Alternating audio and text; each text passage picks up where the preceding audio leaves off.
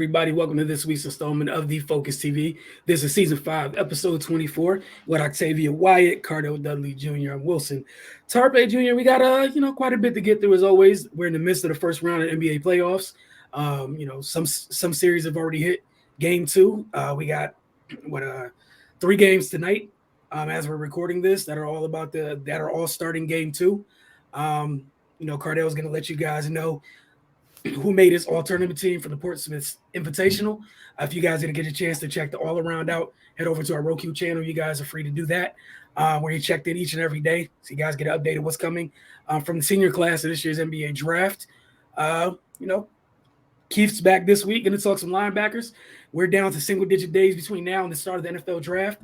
It's going to be nuts. The noise has already started. Deep linebacker class, so interested to see what Keith has to share in that regard. If your team does in fact need linebacker, got an update from DC United, quick Maryland update as well, and the Mystics are back. So as you guys saw when we started the show, a little bit of sound or what have you from Mystics Media Day, which took place Monday. We have the first preseason game coming on Sunday, so that'll be the first edition of Mystics Outlook. You guys already follow us. You guys know what you got to do is follow this Focus TV on any social media medium, and you find out where to tune in. But we're going to start with the playoffs. So I'm going to go ahead and throw this up on the screen and ask you guys where you want to start. As of right now, this is what has happened thus far.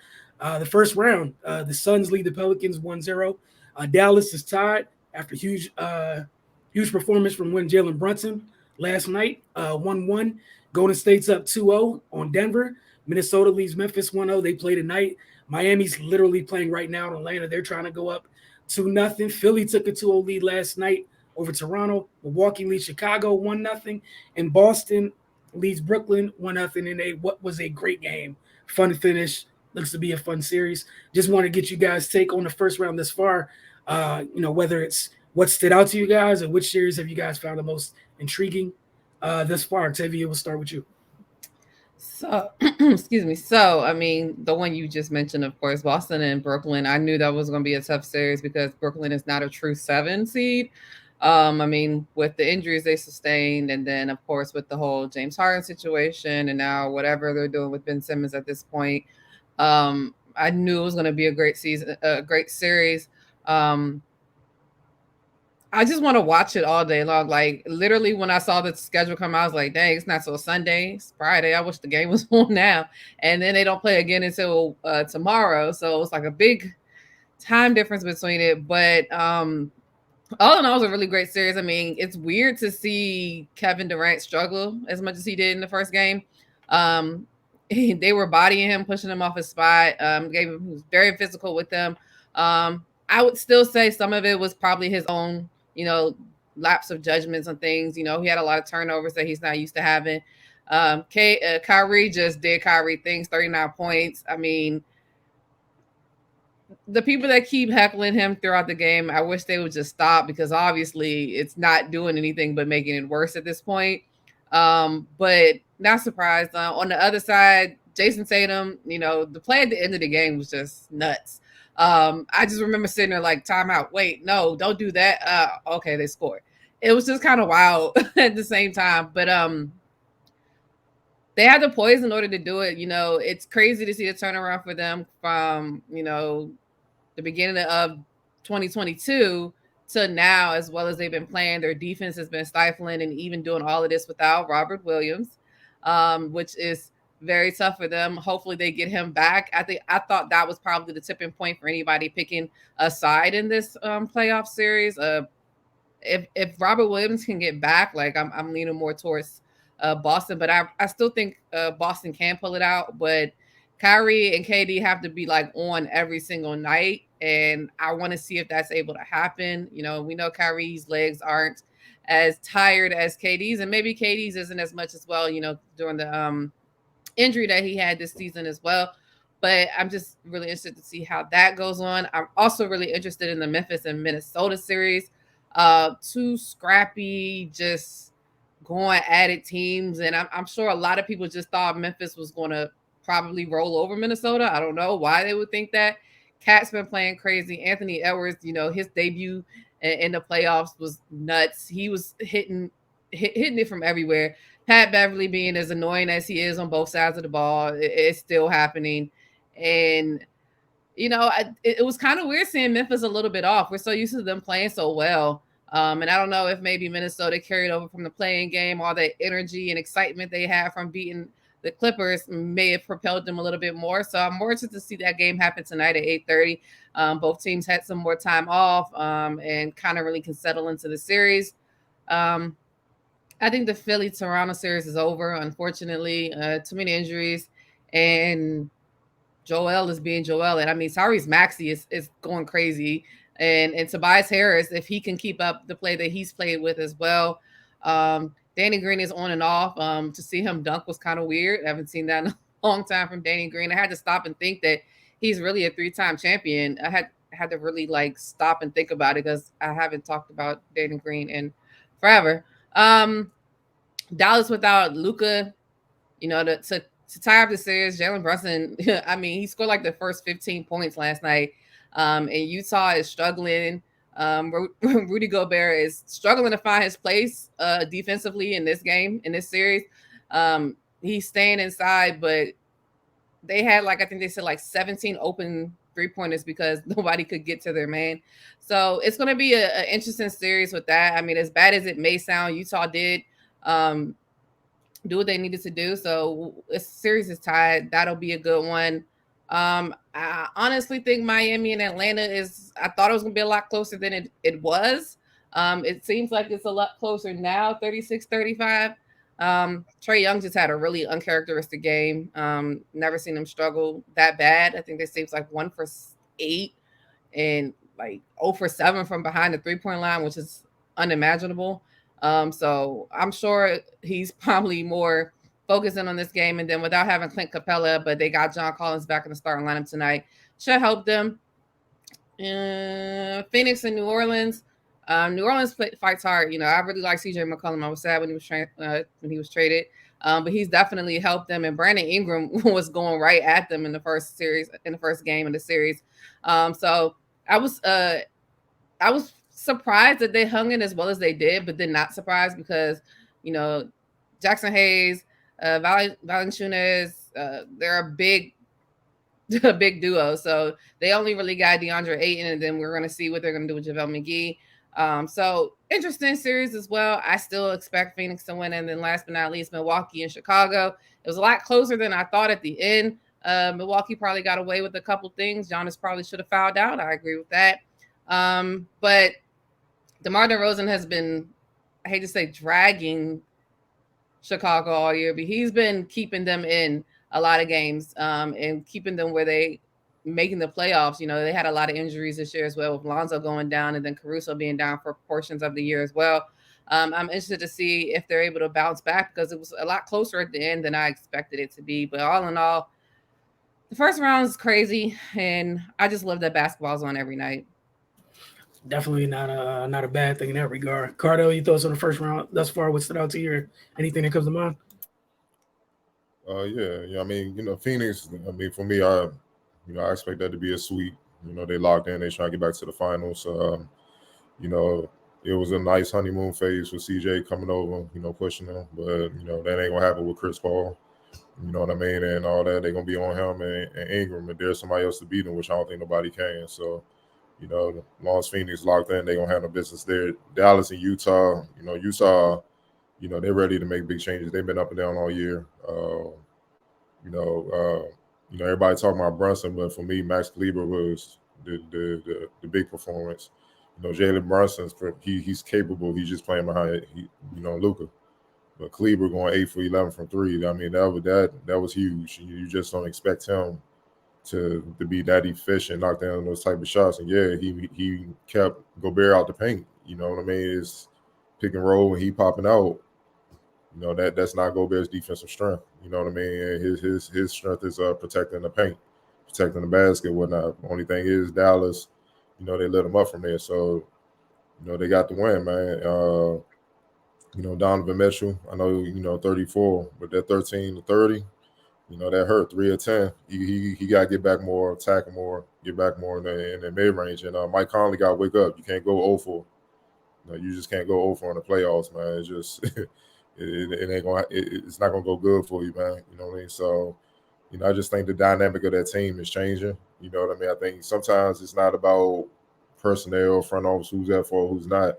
Sometimes, with teams and people just naturally, just like any relationship, you just naturally grow apart. And you see that with Utah, you can just see with certain pieces, they just ready to move on. You know what I mean? And I'm specifically talking about the dynamic between Donovan and Gobert, man. You know what I'm saying? So they could try to downplay or hide it as much as they want, but they not in sync. So, that situation is it's iffy at best, but we're gonna see what happens. And the thing is 1-1. Yeah, it's 1-1, and Luka's coming back sooner or later. So yeah, that won't hurt. But Golden State, I'm not shocked. Basically, swarmed Jokic, and there's somebody else to beat them. Their defense is back on point. They like I said, I knew they had turned it back on when the playoffs came. They just need to be motivated. That's all that was. And get healthy.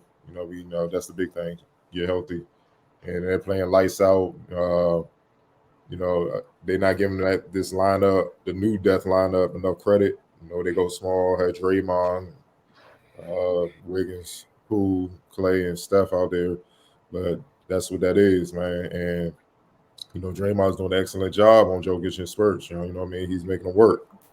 Like Charles Barkley was critical of Jokic, saying you can't be MVP, you can't score on a 6'6" guy, but Draymond's not your average 6'6" guy. He's the reason why he's been Defensive Player of the Year.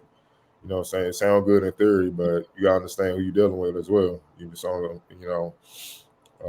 So and you see the implosion, and then all get stops and get out and run if he's right into their offense.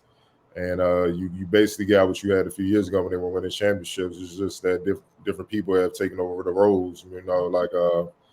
Instead of Sean Livingston's Poole. You know what I mean? Instead of Iguodala's Wiggins. But Wiggins is a better version of Iguodala because he can score better. So it's even more in a way lethal than what they had before. I know Poole isn't quite 6'7" like Sean Livingston, those guys, but regardless, man, he can fill up. He can score. He's more of a dynamic scorer. So, Nuggets got their hands full, man. Especially with no Jamal Murray or Michael Porter Jr. being out, it hurts. And Will Barton not shooting well. Wiggins, Wiggins not getting enough credit. They only seem to talk about him when he struggled, but what he's doing on Aaron Gordon and Jeff Green, he's erased them from the series defensively. Like it's crazy, and no one's talking about it when not. And then it makes it easy for Draymond to just focus on Jokic because Wiggins don't need any help.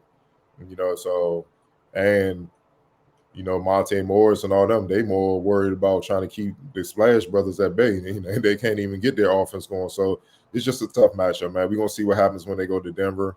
Obviously they're gonna play better at home, and role players don't play as well on the road. So it's gonna be interesting to see. So I know that crowd gonna get behind them. So all go to state. They were saying all go to state did was hold serve at home, and that's where we're going.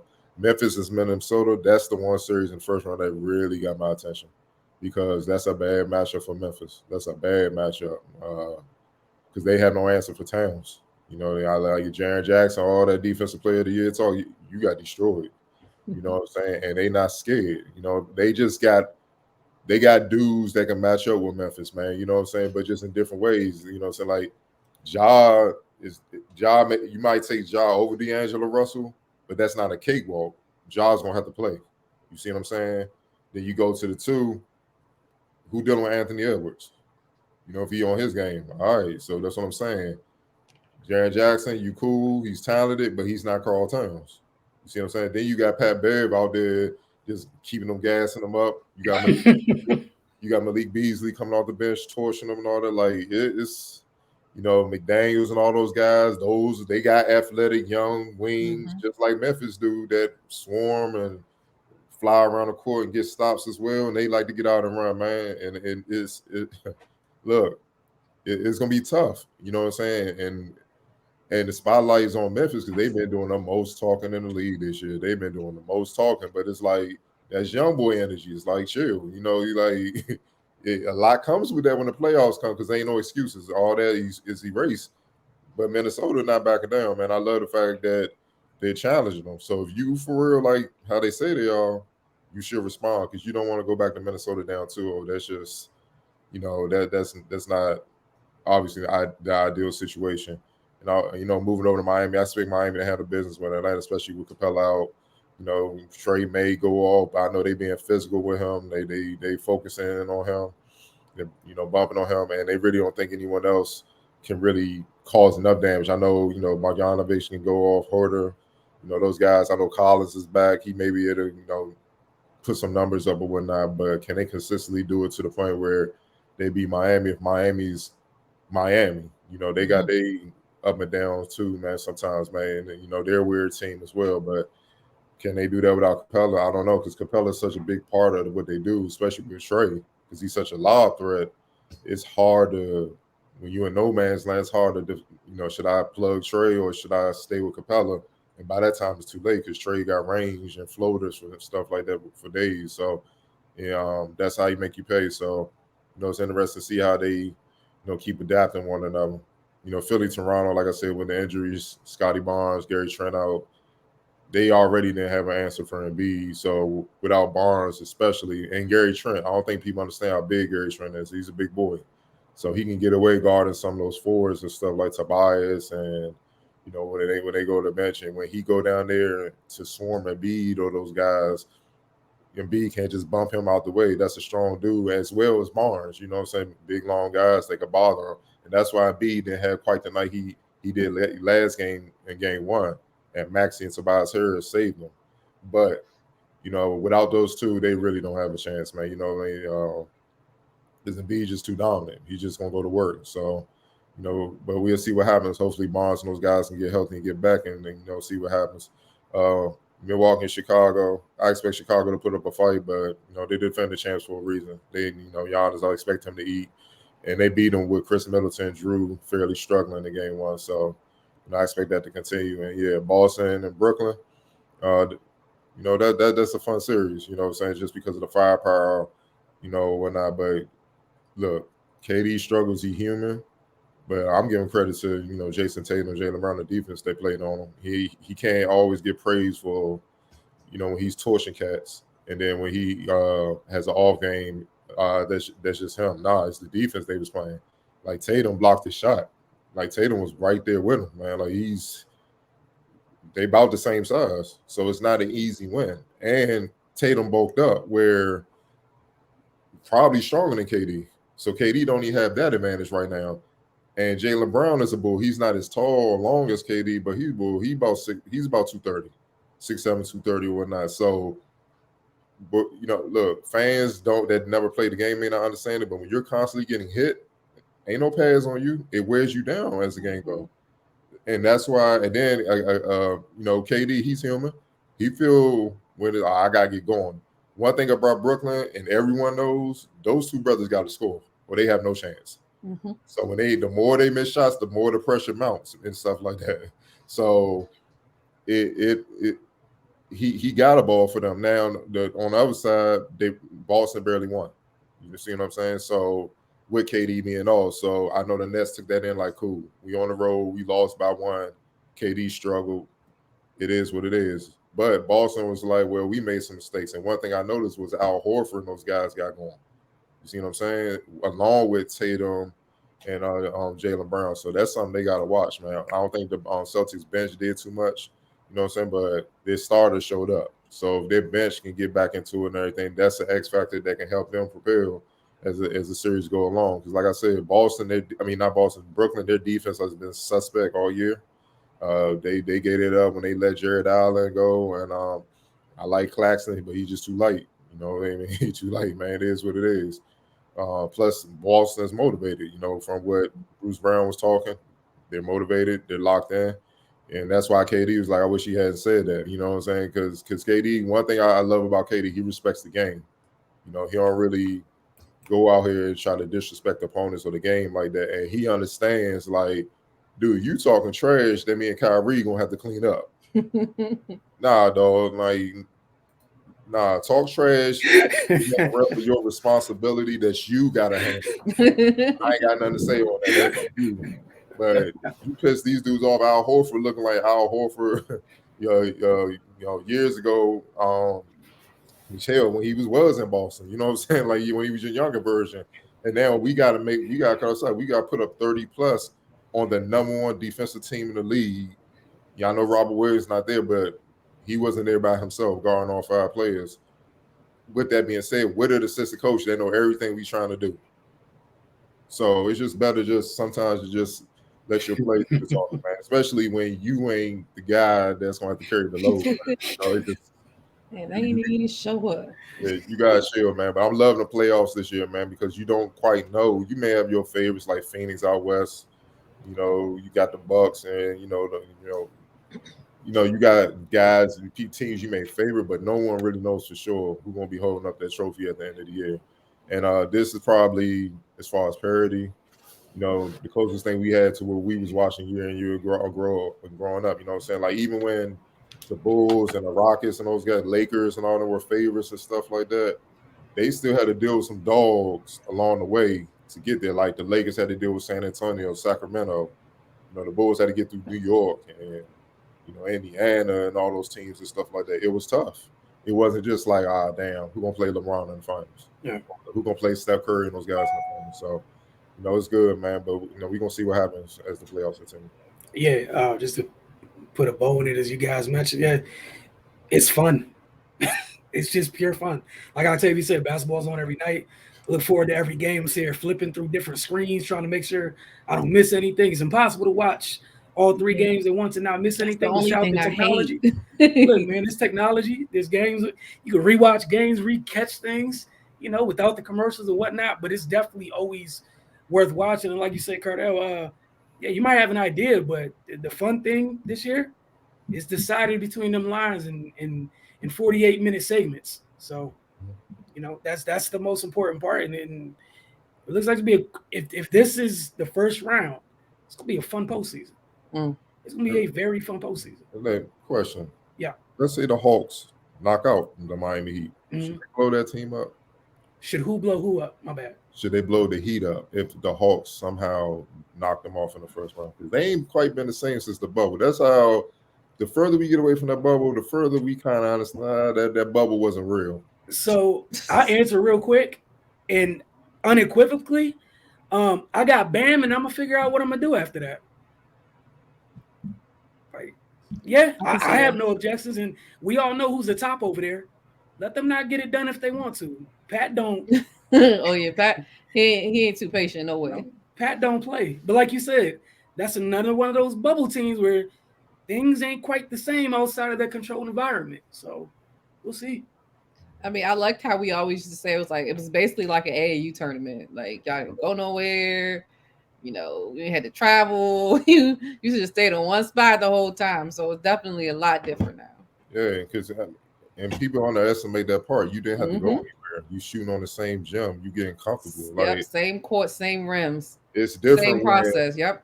Yeah, it's different when I got hit the road pack and all that, and I'm in this hostile arena. I may not be used to courts or the temperature or fans getting. It wasn't even fans in the stand, like getting on your nerve. Like look at Kyrie. Like now he responded because he used to playing in that atmosphere, but it still got to him.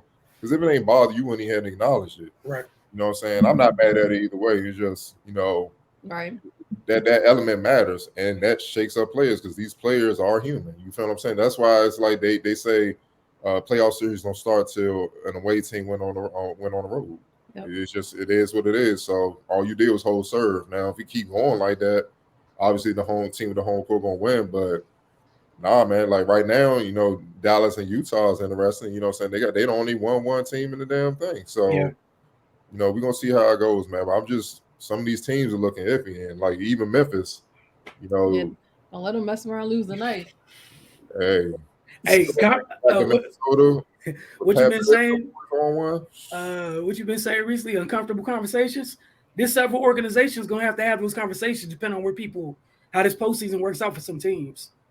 Conversations gonna have to be had. Look, it's a lot of money being thrown at players, and they're not quite, deserve that. So, it is what it is. Like, what if Brooklyn go out in the first round? Oh man, I mean, those conversations. I think that's on the top of a yellow legal pad already about what's happening in this offseason. But yeah, They might strap decisions. Kyrie down, just get to need him.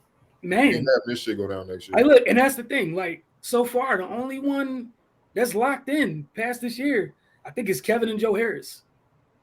Everybody else is kind of up in the air. So, you know, people could play if they want to, but ain't nobody. I'm sorry, and Ben, my bad. Sorry, Ben. So right now it's Kevin, Ben, and Joe Harris. Everybody else is expiring deals and or a rookie. You know, like I love that you brought up Miami. Like Atlanta might have some conversations about some pieces around, you know, young boy down there, because if it is what it is, we can be honest, where you have to build a defensive monster around him. Mm-hmm. You got to get to doing what you got to do. Or you got to challenge him in the offseason to get stronger, work on his lateral quickness so he's not fooled down there. That's just that's something he can control. He can't always just be about scoring and all that. And I'm not trying to hear that about him, because dog, he's too talented to be going whatever he was, 1 for 12 or whatnot. Like, all right, if I'm 1 for 12, then Kyle Lowry damn sure ain't scoring. Like, he just, right. Hey, look, old point guards, we gonna set a record and be a history. No, neither one of us scored. Like, it don't have to be like that. But it can't be Kyle Lowry, you know, have a solid game and you're not existent. Your team has no chance. Right. All right, what we're gonna do right now is take our first break of the night. When we return, you know, get into Keith's draft segment. Oh, but beforehand, what I wanted to shout out was a shout out to Brandon Freeze for receiving a contract extension through the 2028-2029 season in College Park. Since her first season at the helm, when Maryland won just 10 games, a long time ago. Maryland has a national championship in 2006, 19 winning seasons, 18 straight 21 seasons, 7 30-win campaigns, 18 bids in the NCAA tournament. That said, all of that, what's fresh in most people's mind is that, you know, the transfer portal. People leaving, adding folks and whatnot. They're still in the process of trying to, you know, fill out this roster. But again, shout out to her for her success since she got there to this point, and you know, clearly they expect her to continue, leading this program in the right direction for the coming years. So shout out to her for that. Again, we're going to take our first break, and when we get back, you guys are going to check out Keith's segment again this week. It's on linebackers. And right after that, that'll be followed by this week's 9-4-50 breakdown. Jamal Hayward's back this week with a shot fake spin, back off change of direction moves. Again, it's a shot fake spin, back off change of direction moves. Again, so one more time, we got Keith's segment coming up, a break, 9-4-50, and then we'll see you guys on the other side of the break. Got some DC United and some rapid fire. You're watching the Focus TV.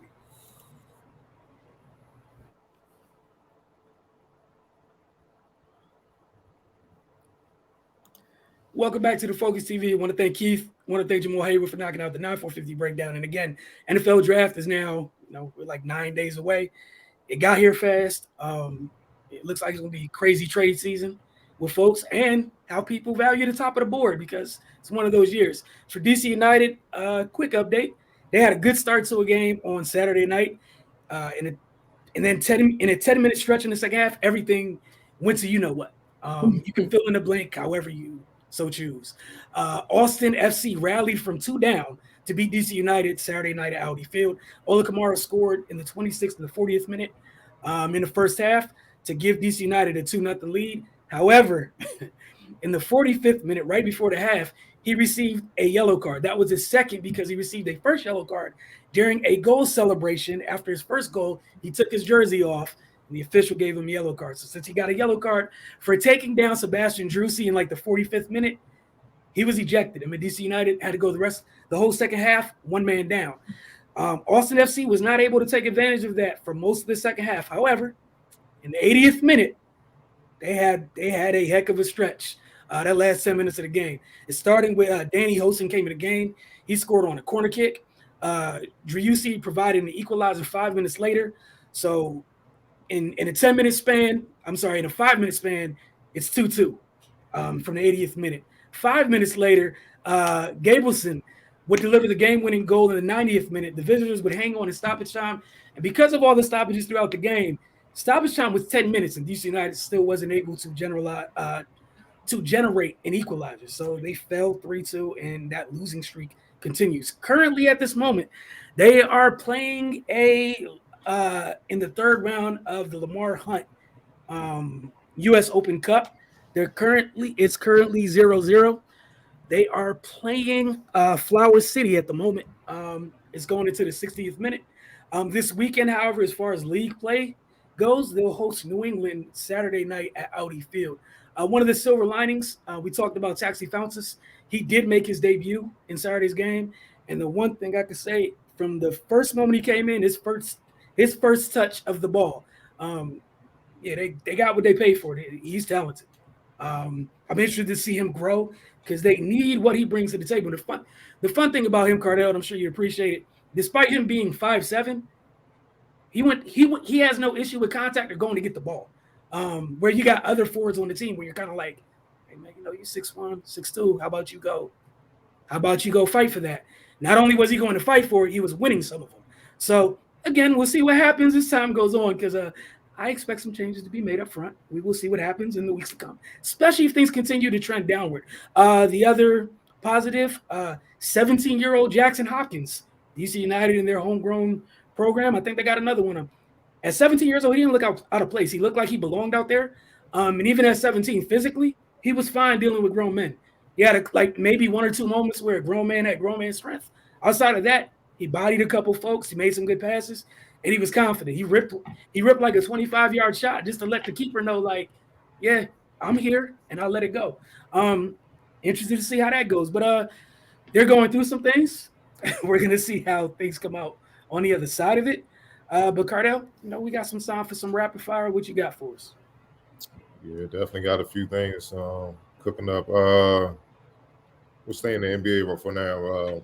Miami Heat star center Bam Adebayo calls Defensive Player of the Year snub disrespectful.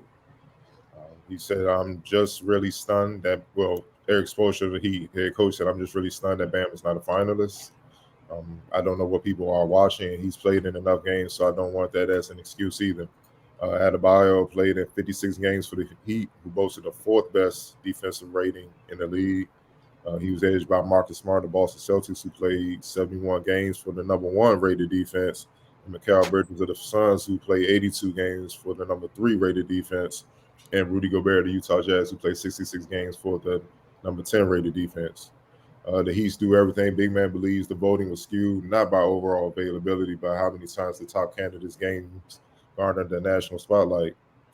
Disrespectful, Adebayo said Monday when asked about the announcement of the finalists. I feel like I could do anything that two out of the three can do. Besides, I can't teach height, but they are all three play on TV more than me. So I would expect that they get more TV games and they get more exposure. People like to talk about them more. Don't nobody want to talk about us. So it was whatever at that point. Coming into the season, the Suns had 34 nationally televised games scheduled. The Celtics had 32.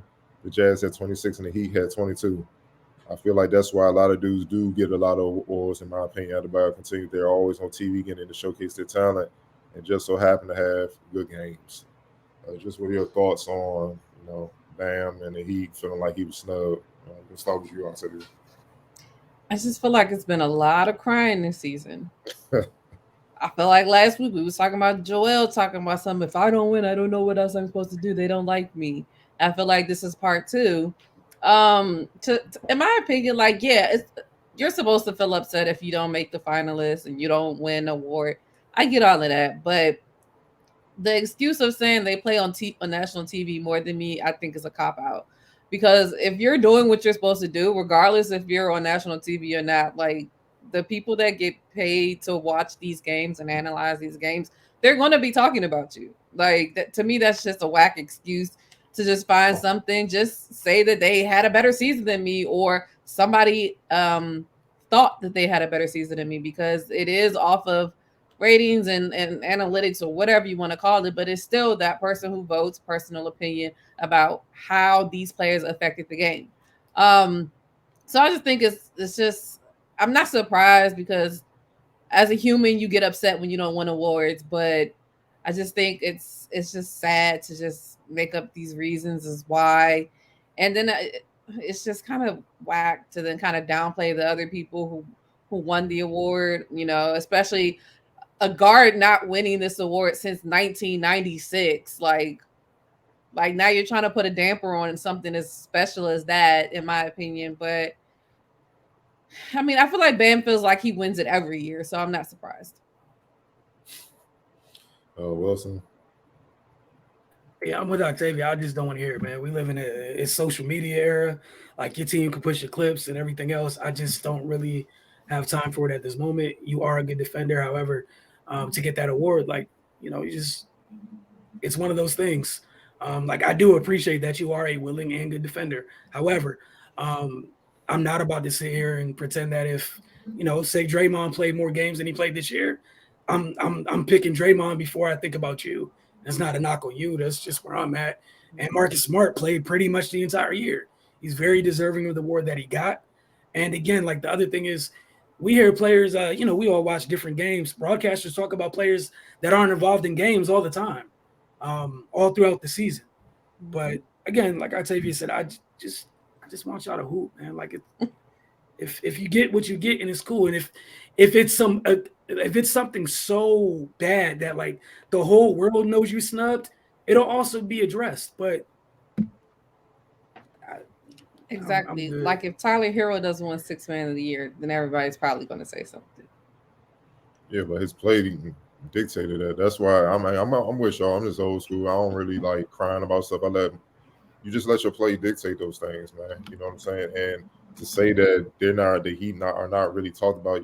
I talked about damn near every day on that 4-letter network. They throughout the season, like what are you talking about, man? Like you perennial all-star. They always talked about you. Marcus Smart's not.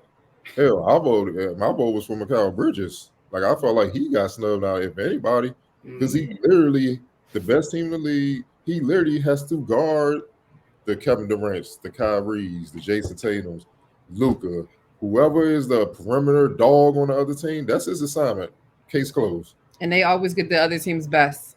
You feel what I'm saying? Yep. So it's just a matter of, look, man. It's just a matter of just giving respect where it's due. Like this era, man, they cry so much. It kind of takes away from it, dog. Like y'all just find stuff to bitch about. Get on social media, bitch, because somebody is gonna pick it up. One of these so-called media outlets that's not really a media outlet. They just repost quotes and stuff like that, and then they're gonna put it up on social media just to get likes and views and stuff like that. It's gonna gain traction and stuff like that. It makes no sense, man. Like, dog, you ain't gotta throw shade at that, man. You ain't even gotta say nothing. Like Mikal Bridges tweeted out, man, Marcus Smart and ain't no beef, man. He's well deserving, man. It is what it is, man. I'm happy for him. Finally, a guard got rewarded. And he was just happy that they finally understand how hard it is to be out on the island, game in and game out against these dudes in the league. Like, that's a tough job. And that's what a lot of people complain about Rudy Gobert. It's like, my man just sitting back in the paint, just blocking shots. But he ain't getting out there really moving and working hard, fighting over screens and testing and getting beat up in a game. Like, he ain't doing all that, man. You know what I'm saying? So, but even then, I'm kind of like, yeah, well, you're not under paint. These dudes may get a step and they trying to take flight on you. You got to block all that. Like, he got argument in that regard. So it's just defense, man. Look, for Bam, I wouldn't even say that. It's like, who was that? All right, Jordan in The Last Dance, when Barkley and Carmelo got MVP, he's like, fine, y'all got MVP, y'all can have that, but we're going to see who's going to get this. Step your defensive game up where the Heat become champs. Yep. And then it's said, case closed. You know what I'm saying? There would be nothing else to debate. You're the best defender because you led your team. You were so dominant defensively, your team got a ring out of it. And that's what you do. You use it for motivation, man. So I just want to get a quick update on DC United. They got 2 second half goals, so they're now up 2-0 in their Open Cup. That was fast. Another one that's going to show warrant some interesting responses from you guys. In an interview with Anscape. If people don't know what Anscape is, that used to be called The Undefeated. So they're called Anscape now. Writer Mark J. Spears, Nuggets reserve center, DeMarcus Cousins, vented about his time in Sacramento. Cousins said, what did Sacramento do for me besides save my name on draft day? I did more for them than they did for me. That's just being honest. Just being 100% honest. I had 2 owners, 3 GMs, 7 coaches in 7 years. I was there 7 years. Mark J. Spears, elaborated more. He said, you averaged 21.1 points and 10.8 rebounds in 7 seasons with Sacramento. after they drafted you with the 5th overall pick in the 2010 NBA draft. Would you want to see your number 15 jersey retired there? He said, I put the time and work in. I hold many records there. I honestly think I'm the best player that ever come through Sacramento. And I stand on that absolutely. Mark J. Spears asked, if you could go back and change anything, what would you change that might have changed how you're perceived now? Is there anything where you're like, man, I should have just, DeMarcus said, I would have skipped my draft workout in Sacramento. Oh, man. Look, man, just overall, what are your thoughts on, DeMarcus kind of venting about his time in Sacramento and obviously feeling like he's the best player to come through Sacramento? Wilson, we'll talk to you. Unfortunately, like I would love to be like, oh, DeMarcus is tripping. DeMarcus is being DeMarcus. I don't know if he's the best player to come out of Sacramento. I won't go that far, but like he has an open right. Like they drafted him, and it's not like his organization that's known well for building around good things that they get, right? We just literally have an example this year. Marvin Bagley isn't DeMarcus Cousins or didn't do what he did during his tenure with the Kings, let alone, lo and behold, Marvin Bagley moves and he is in fact a contributing and very talented and capable NBA player. Who knew? So again, I know Boogie be on one sometimes. However, it's the Kings. Like literally, I want to say like 5 shows ago, we were talking about like pretty much relegate him, put up for sale, or it's been like 30 years since the last time he's been to playoffs. I think it's like 22 or some craziness like that. But I mean, we can't sit there and pretend like players that get drafted there going into a remotely good situation.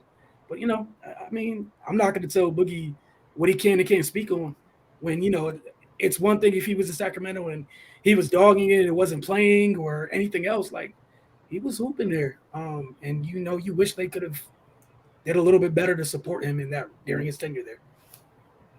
Octavian, I just think people are like some things don't need to be said. Like I feel like most of the stuff that he said, like we know, like everybody knows Sacramento wasn't the ideal place to land.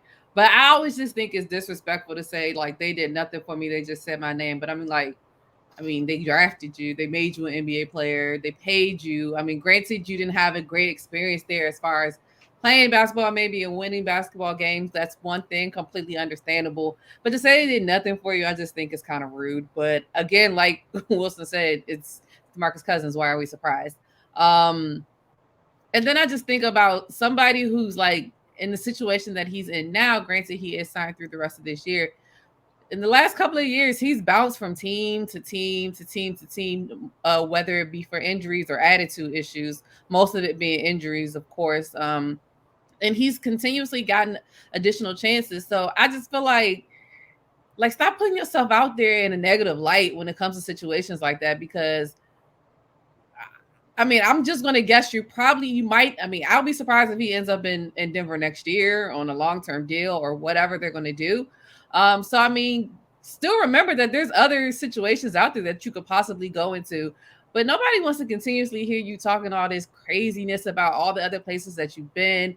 You getting into arguments with teammates on the sidelines. You getting into it with your old coach. Like it was years ago. We get it. It wasn't a great situation. And you're not the best player to ever come out of Sacramento. I'm not going to go for that.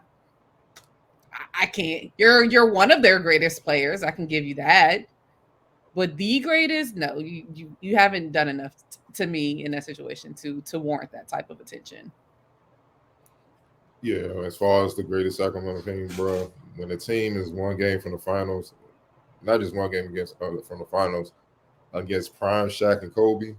You ain't even close to that, dog. Like that's C Webb can say that. You know what I'm saying? Like C Webb can say that, bro. You got Nathan Archibald that played for that franchise. Big O played for that franchise. The Cincinnati Royals, all that. That's some dogs that came through them teams, man. Like go through your history. So to say that and you couldn't even get them to the playoffs once. That's my thing. If you that dog, you really a franchise player, you should be able to drag your team to the playoffs here and there. Like Mitch Richmond, did he get the Kings to the playoffs or what? He ain't really. Mitch Richmond was there. That's why. He was a perennial All-Star, but I don't know if he got to the playoffs. But You got muted. You muted, bro. I think they fell short. I don't know if they hit the postseason. I'm not sure though. And then wasn't it a stretch with like Kevin Martin, all them guys after the C Web era where They hit they the postseason a couple times. Yeah. Yeah, before Boogie got drafted. See what I'm saying? It's like, dog, you got to win games, John. You did your thing. But it's a lot of dudes that did their thing in losing situations. Look, let's just be real, man. Look, it's some shitty organizations. We could just they proven to be one of them. He's right in that aspect. I'm sure he was mistreated and all that. But bro, you weren't the most mature, though. Like you can't always put it on them. Mm-hmm. And that's one thing I don't like. Like when I read these type of things, it's like similar to the Michael Beasley jump. I'm looking at your ownership of certain things. Then I would start to have compassion for the other stuff you went through that was out of your control. But when 90 to 95% of it to 100% you blame the other person, it fall on deaf ears with me, man. Because as a man, this a grown man business. This is the real world, and like things ain't gonna go the way you want them to go a lot of times, man. So you got to navigate and have to deal with that and address it in a mature, professional manner and stuff like that. A lot of times, Boogie didn't do that. You have a reputation, though, and that's why a lot of teams ain't want to deal with you. You had a reputation with dealing with an attitude and stuff like that. Teams don't want to deal with that, dog, because they don't have to. You know what I'm saying? So you can get mad all you want, dog. It just is what it is. Why you think to this day you're a reserve center? As soon as you frown, it's 2 texts and they throwing you out. It's because you're based on your reputation, and you like, man, like this is not, bro. It's just best for you to just hoop and be quiet, bro. I don't understand, man. Look, right, put it in the book after your career is over. You know what I'm saying? Then I get it. You know what I'm saying? But you got to man up and be on it. Yes, you were young and stuff like that, but if you're too young for the NBA, you shouldn't have went. You should stay in college. Because once you make that decision to enter the league, you're judged by the standard every other NBA player is judged by. Because there's too much money involved. You are high pick. They're banking on you becoming a great player. That's why they drafted you 5th overall out of 59 other players. You feel what I'm saying? So it goes back to what we said earlier. It's just too much crime. And you should be locked in on. I get it. It was an interview. They asked him a question. He answered and all that stuff like that. Man, but me, it's like when I move past people, for me, it's just like I try to make it like you never existed. Like forget you in my past. I don't even know that person.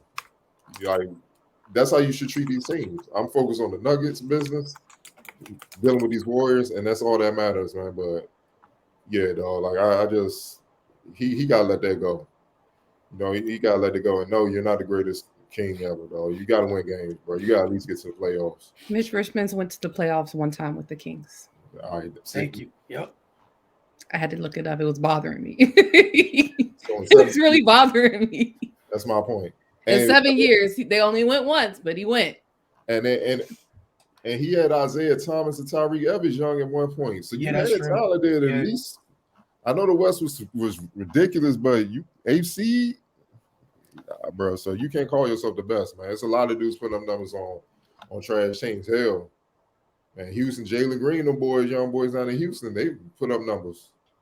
But they got the worst record in the league, so it don't matter. You know, it is what it is, man. But hopefully he finds some peace down the line because this ain't it, man.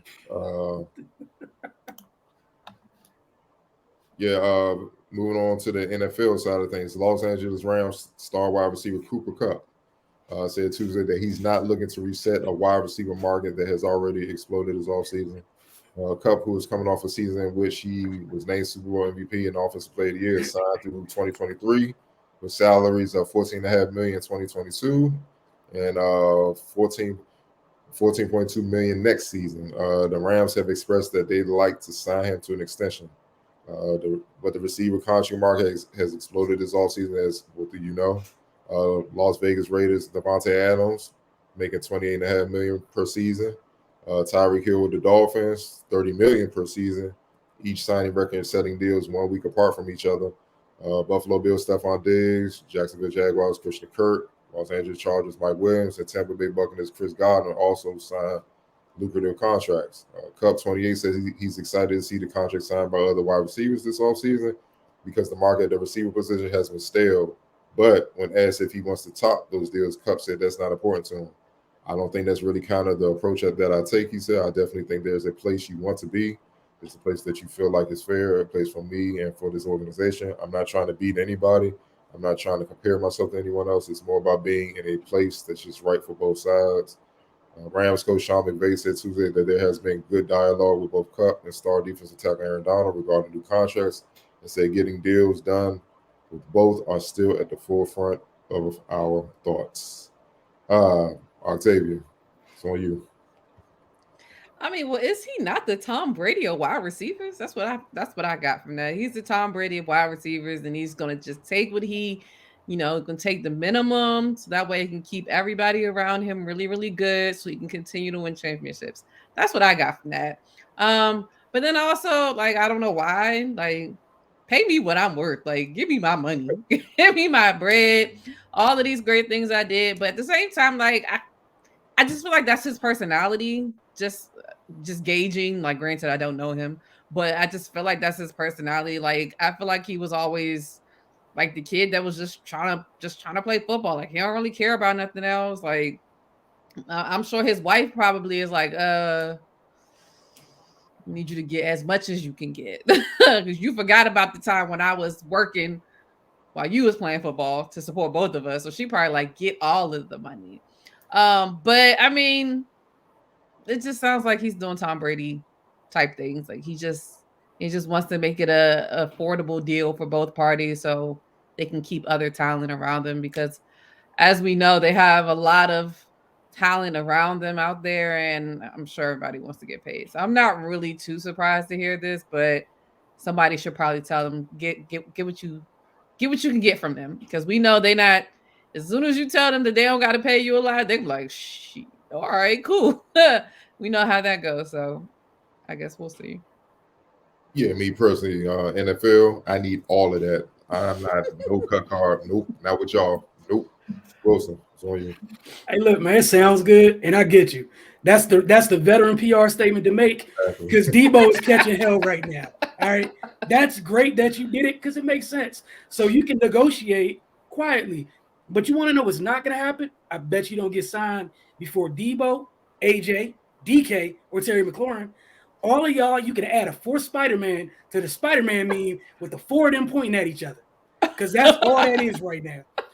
They're gonna one of the four is gonna reset the market. Then the other three are gonna get a little bit more.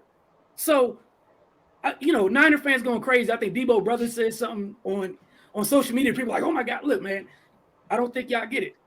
The family member isn't the NFL player or the NBA player, and that's cool. Like I get it. Just like the brother just came out and retracted it because he's getting smoke on social media. I'm sure Debo made a call like, what you doing? I'm in negotiations. Why are you messing with my money? Yep. You got Debo scrubbing his social media. Cooper's just going to sit back because he's the vet out this group of young wide receivers. But I guarantee you, did he get paid yet?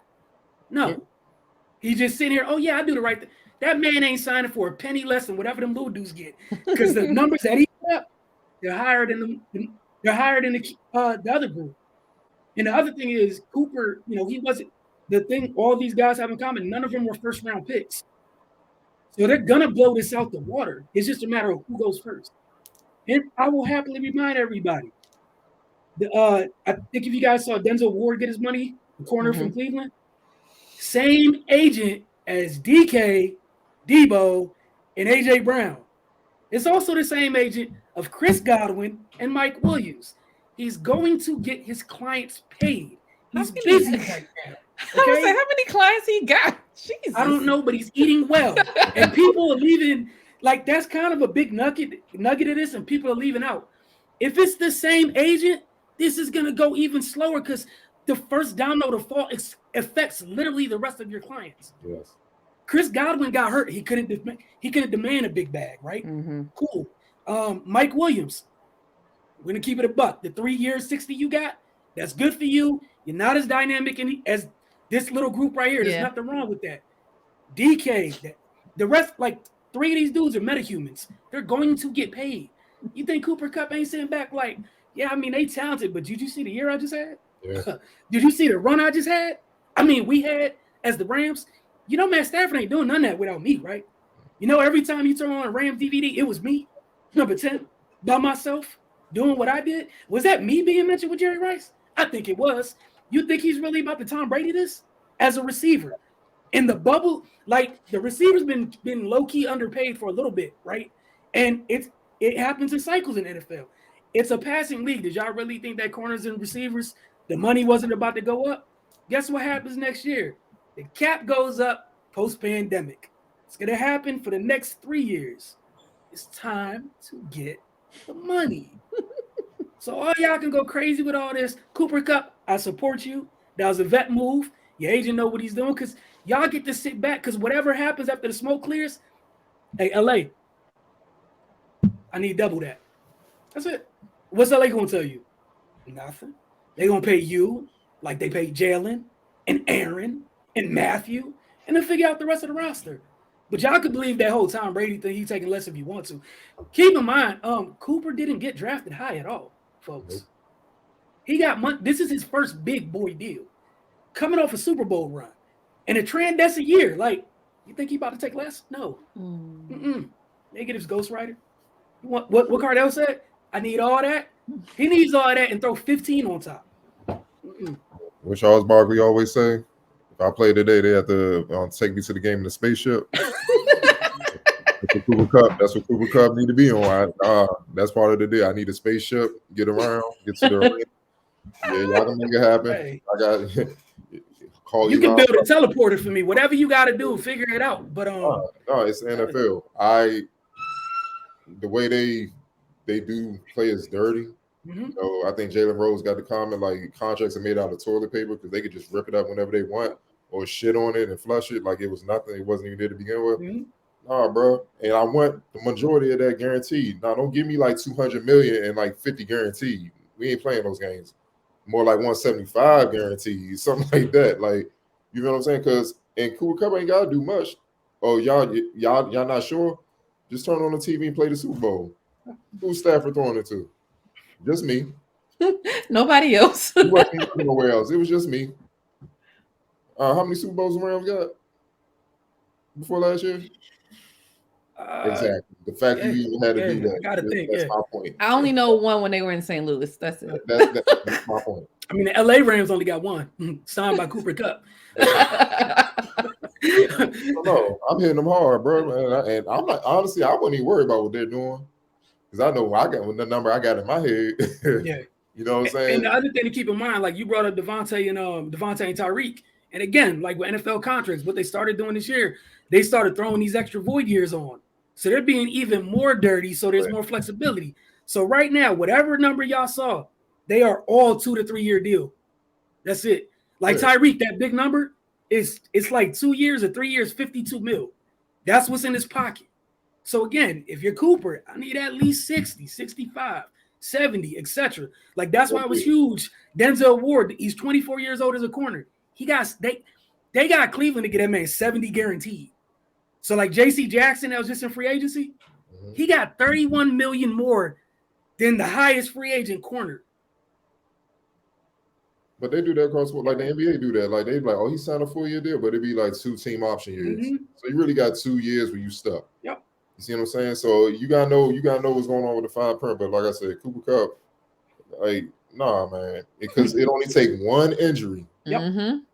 And he got banged up at the end of the year anyway. He almost ain't come back, but he came back and rehab, and he came back strong. So it only takes one injury for your value to go away, and then you can't even make this man. You just gotta take it, and they will do that. They will do you dirty. So I don't trust nothing regarding the NFL business wise. When I produce, I need my money because y'all done did too many players dirty. I don't care. Me and the coach cool, me and the GM cool. Look, man, it's all good, but it's business.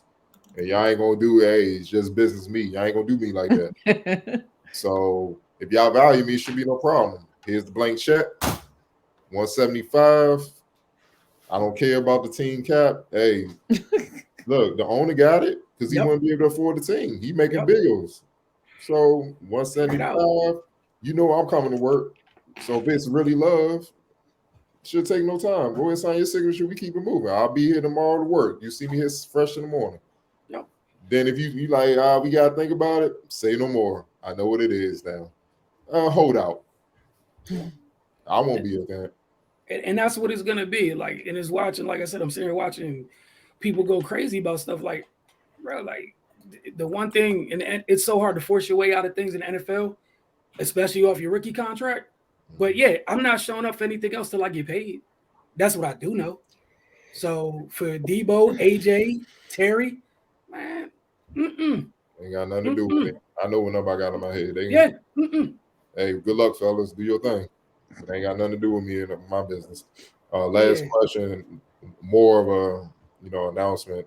LSU's most decorated female student athlete will become the first in school history to get her own statue.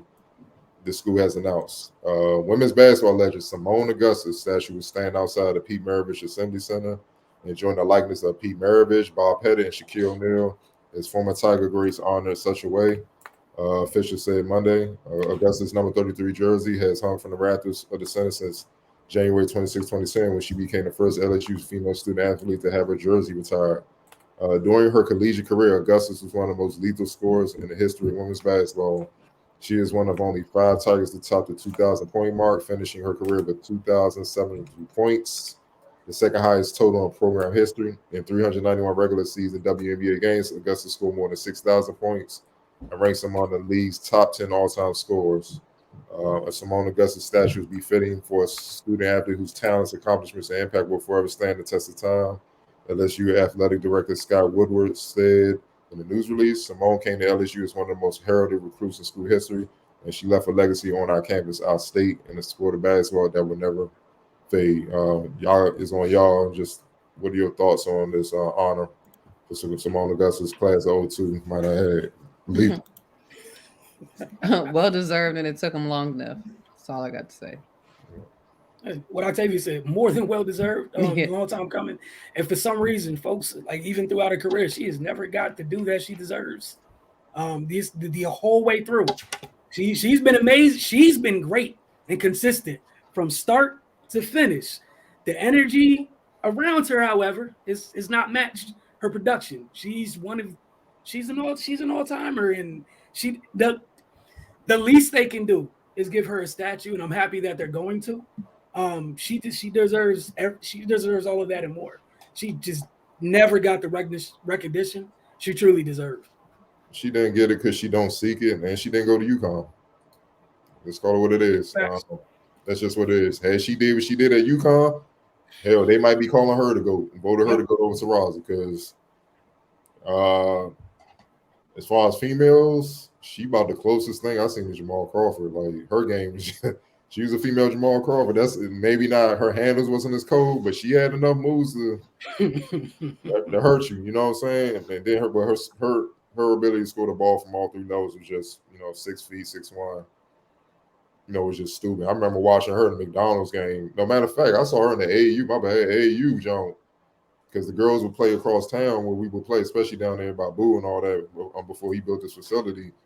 And her height was so strong, we had to go over there and see her because they were saying like she's the best player since Cheryl Miller. Like it was that type of buzz about her, man, and the way she was just murdering the girls, it was just unfair. It was like, I mean, we was like, yo, she should be playing with us. And I saw Big Baby on Knuckleheads. It's like, nah, dog. Like she would go to rec center with us and bust our heads. Like she, future NBA guys in high school. Like that's how big she was. She in high school, she was the man and woman wherever they from and stuff like that. Like she was just that lethal, man. So, and she don't get her due because I don't think she seeks it. I don't think she do a lot of media scouts. She's just a hooper.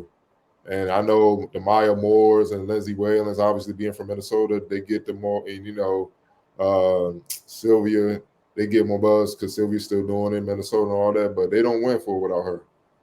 Like, with all due respect, it wasn't just Maya. When they needed a bucket, clear out, ISO, and more times than not, she got it done. So, respect to her, man. It's definitely well deserved. Yeah, like you said, that was they having her as that type of luxury was something that's what made them so difficult. Mm-hmm. Like you said, in tough moments, yeah, Maya is Maya, but you couldn't guard Simone, and you couldn't afford to send a double off other people. So she was cooking the first person. So like that was a given. Death taxes and Simone Augustus finished the score. She's gonna get a bucket. even on her later years, she was still by the bucket. Like, didn't change.